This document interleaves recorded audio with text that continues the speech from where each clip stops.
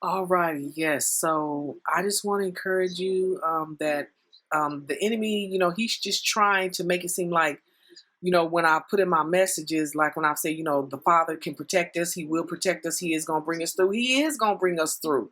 But you got to be right. You cannot be playing church. You cannot be playing like you have a relationship. I've even heard other people say that eventually you're going to really start seeing who is really true and who's really not, who really do have a relationship with the Father and who don't. Now, I'm not saying if my life is over, if that's the Father He want to take me, then He will allow it to be. But He promises in His word that if we are doing what He's telling us to do, the enemy, he cannot have ground.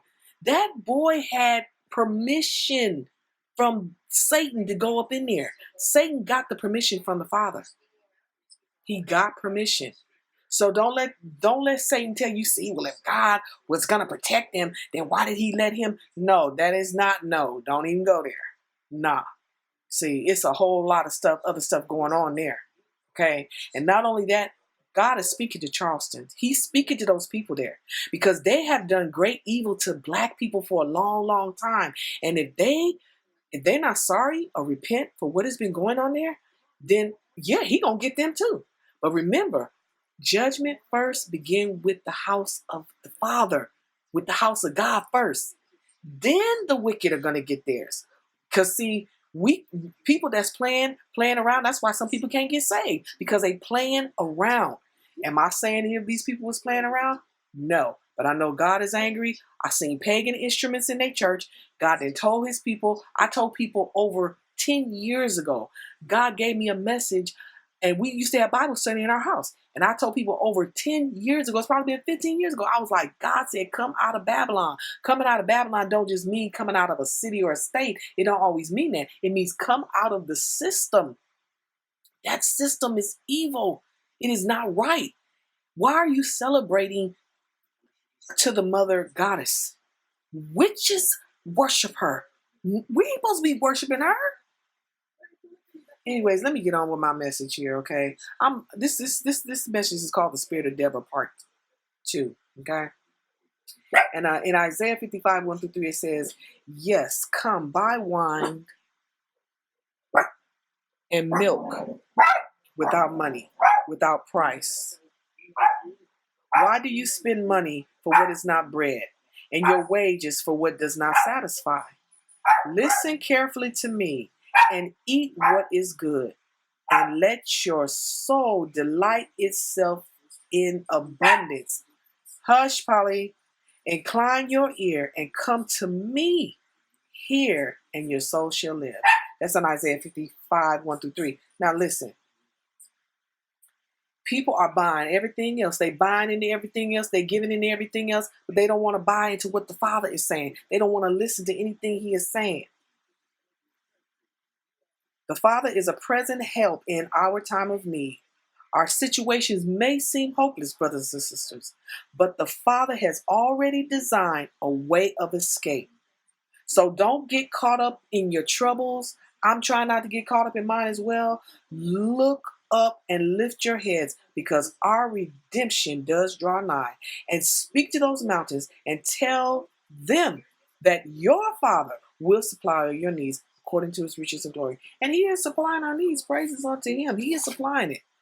He is supplying our needs. So I just praise and thank Him for all of that. And also I want to share with you Isaiah 27 and 1. And it says, you will deliver Israel, or the house of Israel, or you will deliver your people from her enemies, and also from the rebel powers of evil and darkness. And those are the fallen angels. Those are the ones who keep mess going. Your sharp and unrelenting great and strong sword will visit and punish Leviathan, the swiftly fleeting serpent. Leviathan, the twisting and winding serpent. And it's a brother, his name is Unplug Him. I want to give a shout out to him. I just love his channel. He is, man, that brother right there has so much knowledge. Like I tell y'all, if you only know 10 things and they know 20, then get with those people because they can teach you something. And what I like about this brother is he's been through some stuff and he's not ashamed to share what he's been through. He's not trying to keep it a secret. I mean, He is sincere in his walk, and I just love that about him and his ministry. And I could tell he loves the Father's people. He loves God's people. He loves God's people, and he's the one who opened my eyes up to the serpent is not a snake. And I had already read some information previously to me getting that, but I always like to have confirmation. And one night, his thing popped up. It said you may also like this, and his thing just popped up on my channel, my little thing there, and I said, let me see what he's all or this person's all about. I didn't know it was he, but I said, well, let me see what this person's talking about because I liked it that fist he had. I don't know, that just drew me to it, and boom, I've been listening to him ever since. So listen, get with people who truly do love the Father, who really do know Him. Now we're going to talk about a sister named Deborah, okay? And what I want to tell you about her before anything else, I want to tell you just a little bit. I had talked about a virtuous woman, and I have a message on a virtuous woman. But one thing that I didn't get a chance to put in there about the virtuous woman is that what's interesting about the virtuous woman, how the Bible relates to her as rubies are, related to her about her virtues and her actions and all these different things. But check this out, what I found out about rubies. And women always want diamonds. So check this out. Listen to this.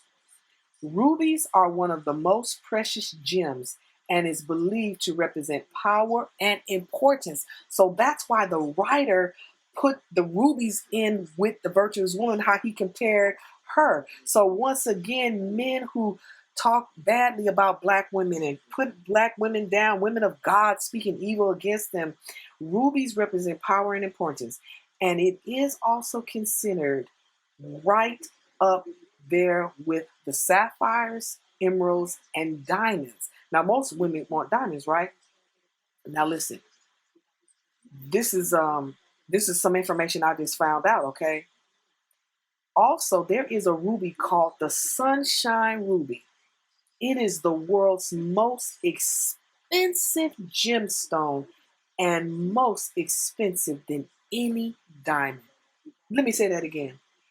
The Sunshine Ruby is the world's most expensive gemstone and the most expensive than any diamond. So I just want to remind you, even though there are ignorant men out there uh, speaking evil over and against our women, and just any woman, but I'm just trying to encourage my women because my people, and the reason why I am, because nobody else has been trying to encourage us, okay? Everybody else has been taking advantage of us and talking about us and doing evil to us pretty much and using us. So that's why I'm just pretty much trying to talk to the sisters out there. But any other sister in the faith, if you out there, I'm not against you. I'm not a racist, but I just trying to strengthen my people because black women, we have went through so much. You just don't know. You can't ever know. You know why? That's why people trying to talk about they black. That lady talking about she's black. She ain't went through what a black person has been through. Nah. Oh, no, no, no, no, no. She ain't suffered what we've suffered. No. So I just want to tell you, virtuous women out there, that you are worth very much to the Father. And you should be worth much to your families as well. Your sons and daughters, and even to a nation of people. And I just praise and thank the Father for you, and you are truly blessed. So just remember, rubies are worth more than diamonds. And so that means we are worth more than anybody could imagine. Okay, so we're going to talk about this woman, Deborah, and I'm going to talk about her because there's so many people out there saying women need to shut up, they need to stop talking, they're witches, they're this, they're that. But let's see how God, Yahweh, used this woman. And the title here is Not the Lord Gone Out Before Thee? Okay. The only woman in the Bible who was placed at the height of political power by the common consent of the people was Deborah. Now, they consented to put this woman in power. Okay. And it doesn't say it was just women. It says the people. People means the whole community. Though she lived in the time of the judges, some 13 centuries before Yahushua, there are few women in history who have ever attained the public dignity and supreme authority of Deborah. She was like Joan of Arc, who 27 centuries later rode in front of the French and led them into victory. Deborah was the wife of an obscure man named Leopoldus. The rabbis say she was a keeper of the tabernacle lamps, I like to say priest. If so, what a wonderful yet humble task for this woman who was to become so great in Israel. And I see a lot of women, they want to be CEOs, and they want to be big, and they want to do this and they want to do that. But yet and still, here's this woman. She just was keeping the lamps in the tabernacle, and that was good enough for her. And that's why I say, women who stay at home and keep your children, that's what you're supposed to do. The society, Satan has messed all this up. We are supposed to raise our children in the fear and admonition of the Lord. We're supposed to raise them to love God and raise them to respect one another and respect others. Okay? There is nothing wrong with raising your family. There's nothing wrong with that. There's honor in it. Okay? People always want to be used by God, but when He called them to do something, they don't want to do it. He might tell you to pick up a piece of paper. He might tell you to go empty the trash. I did all that stuff. I mean, I've done it. And you know what? When He see you ain't stuck up and you don't think you too good, guess what? He raised you to another level. Okay? Later, when her faith in Yahweh became the strength of Israel, she would become the keeper of a new spiritual vision that would light all Israel. And all her roles, first that of a counselor to her people. Oh, so she was a counselor to her people too, just like Judith, huh? Counselor to her people, not just women, counselor to her people. So that means men came and talked to her too. They didn't tell her to shut up. You're a witch. Don't talk. We don't want to hear this. Next, as judge in their disputes. And then she actually settled disputes among the people. And finally, as deliverer. In a time of war, Deborah exhibited womanly excellence. Womanly excellence. And there are women still today that exhibit this womanly excellence. Okay? She was indeed a mother of Israel. She arose to great leadership because she trusted Yahweh implicitly and because she could inspire in others that same trust. That's what I try to do all the time. I'm trying to inspire in you that you can trust the Father. No weapon formed against us. Somebody was saying, stop saying, don't say no weapon formed against you. Listen, the weapon may form, but it will not prosper. And I'm not going to stop just because you don't believe that no weapon formed against us shall prosper, then that's your choice. For 20 years, Jabin, king of Canaan, had oppressed the children of Israel, just like we're being oppressed again.